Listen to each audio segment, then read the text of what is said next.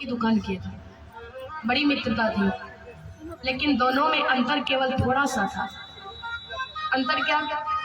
जो किराने की दुकान किया था ना, जो किराने की दुकान किया था, वो ईमानदारी से अपनी दुकान को चलाता था। माने कभी भी किसी के साथ में 1 रुपया की भी बेईमानी नहीं करता था, ईमानदारी का अपना दुकान चलाता था। लेकिन जो इसका मित्र था, दूध बेचता था ना, वो बड़ा बेईमानी करता था।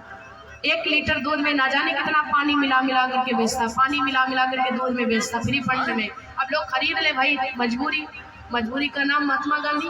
कोई क्या करे, बोले भैया ले ले, अब क्या करे, समस्या है, दूध के बिना जी नहीं पाएंगे।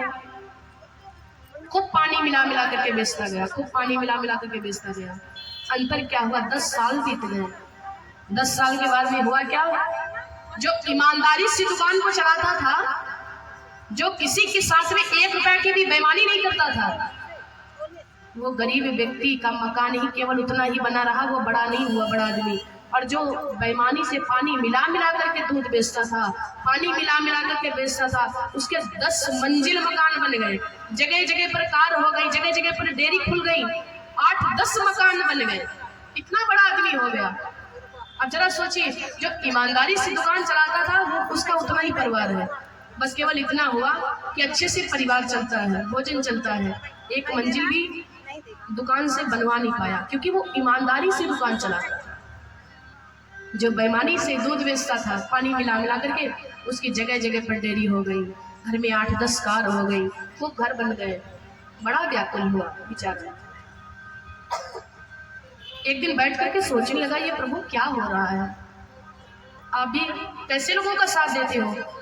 अरे प्रभु, मैं ईमानदारी से अपनी दुकान को चलाता हूँ, 1 रुपया की किसी से बेईमानी नहीं करता हूँ, तो हम उतने के उतने ही बने रह गए।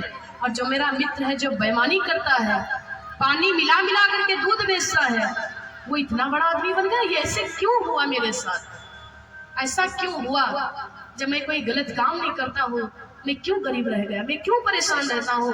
और वो बेईमानी से करता, वो क्यों इतना बड़ा आदमी बन गया? एक संत आ गए, संत के चरणों में गिर गया, प्रणाम किया और कहता, गुरुदेव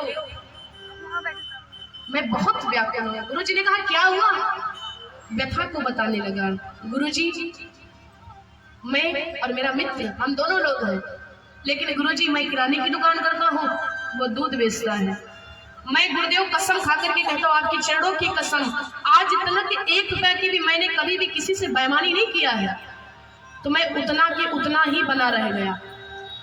उस दुकान से 2 मंजिल भी नहीं बन पाया, कुछ भी नहीं हुआ, बस क्यों किसी प्रकार से परिवार चलता है। जो मेरा मित्र है, वो पानी मिला मिला करके दूध बेचता, बेईमानी करता है, वो इतना बड़ा आदमी बन गया कि जगह जगह डेयरी खुल गई, 8-10 कार हो गई, 4-5 मकान हो गए। ऐसा क्यों हुआ मेरे साथ? ऐसा क्यों हुआ? मैं ईमानदारी करता था, वैसे कि वैसा क्यों बना रहा? ये ऐसा प्रश्न मेरी माताओं, बहुत लोगों के मन में होता है कि मैं कभी भी किसी के साथ में कोई गलत काम नहीं करता हूँ, फिर भी मेरे साथ ऐसा क्यों हुआ? जो बेईमानी करता है, धंधा करता है, उल्टा सीधा काम करता, वो बड़ा आदमी बन जाता, ऐसा क्यों हुआ? गुरुजी भी कोई साधारण नहीं थे, और इतनी बात सुनकर के गुरुजी उस व्यक्ति की पूरी व्यथा को समझ गए। भैया अब परेशान मत होना, अब परेशान बिल्कुल नहीं होना। क्यों? बोले गुरु आ गए तेरे, अभी तेरे प्रश्न का जवाब देंगे गुरुदेव कि ईमानदार आदमी परेशान क्यों रहता है। गुरुजी कहने लगे, सुनो एक काम करो। क्या? बोले तुम एक कोई पात्र लाओ, खुरपा वगैरह जिससे मिट्टी खोदी जाती है, कुछ भी लाइए, और पृथ्वी पर एक गड्ढा खोद दो, एक गड्ढा खोद दो। वो गया, घर से खुरपा उरपा लेकर के आया जो खोदने वाला होता है, और एक पृथ्वी पर मिट्टी में गड्ढा खोद दिया, इतना बड़ा सा गड्ढा खोद दिया। अब गुरुजी कहते हैं काम करो। क्या? बोले आज तक तुम्हारे मित्र ने, उस आदमी ने जितना दूध में पानी बेचा हो, दूध के नाम पे जितना पानी बेचा हो, उतना ही पानी तुम इस गड्ढे में डाल दो। दूध की बात नहीं करता हूँ, बेईमानी से जितना केवल पानी बेचा है, कुछ अंदाजा है 10 साल में उसने कितना पानी बेच दिया होगा दूध के नाम पर, उतना ही पानी तुम इस गड्ढे में डाल दो। तो कहने लगा गुरुजी अब इतना तो अंदाजा है नहीं, 10 साल की बात हो गई भाई, अब इतना कहाँ अंदाजा लगा पाएंगे। गुरुजी कहते फिर भी तुम अंदाजा लगा करके डालो। कहने लगा ठीक है, खूब अंदाजा लगाया, और उस आदमी ने अंदाजे से उतना ही उस गड्ढे में पानी डाल दिया जितना कि आज तक उस बेईमान आदमी ने दूध के नाम पे पानी बेचा था। और इतना पानी हो गया कि गड्ढा ही पूरा भर गया, क्योंकि न जाने कितना पानी बेचा हो, पूरा गड्ढा भर गया। और जब पूरा गड्ढा भर गया, गड्ढे में सांस तक नहीं बची। गुरुजी से वो आदमी कहने लगा, गुरुजी हम समझ नहीं पाए क्या तुम समझाना चाहते हो। अब गुरुजी कहने लगे, ये जो गड्ढा है इसी में तुम कूद जाओ। कूद जाए? बोले हाँ। गुरुजी कहने लगे, किसी पानी के गड्ढे में तुम कूद जाओ। अब वो ईमानदार आदमी बेचारा उसी पानी के गड्ढे में कूद गया, और जब कूद गया तो पानी यहाँ तक आ गया, सर के नीचे था बस केवल, पानी यहाँ तक आ गया। गुरुजी कहते समझ गए? बोला समझ नहीं पाए। गुरुजी कहते सर के नीचे पानी, केवल सर बचा है डूबने के लिए।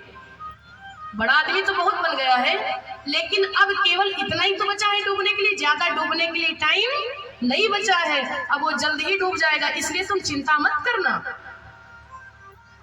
क्या लगा? सत्य है गुरुदेव। कहने का तात्पर्य ये है, कभी भी किसी के साथ में 1 रुपया की बेईमानी मत करो। कभी भी किसी के साथ में बेईमानी मत करो। जो बेईमानी कर लेते हैं बड़े आदमी तो जरूर बन जाते हैं, लेकिन आप देखते हो जो बहुत ज्यादा बेईमानी करके धन गलत काम करके रुपया कमाते हैं, वो बीमार हमेशा रहते हैं। और डॉक्टर के पास में जाएंगे तो डॉक्टर साहब कहेंगे, भैया लीवर भी खराब, किडनी भी खराब, हर चीज खराब ही है तुम्हारे शरीर का, क्या करें? बोले तुम दाल का जूस पियो बस, केवल, और कुछ हजम नहीं होगा। है तो बहुत बड़े आदमी, लेकिन उनका दाल का जूस भी नसीब नहीं होता, वो भी हजम नहीं होता, उल्टी आ जाती है। दाल का जूस पीते हैं। लेकिन जो व्यक्ति ईमानदारी से काम करता है, 1 रुपए की किसी के साथ में बेईमानी नहीं करता, गरीब जरूर होता है लेकिन वो चटनी रोटी भी खा करके रात में नींद से सोता है, आराम से सोता है, उसको किसी बात की चिंता नहीं रहती है। इसलिए कभी भी किसी के साथ में 1 रुपए की बेईमानी मत करो। उनसे अच्छा तो गरीब आदमी, उनको तो दाल का जूस भी नसीब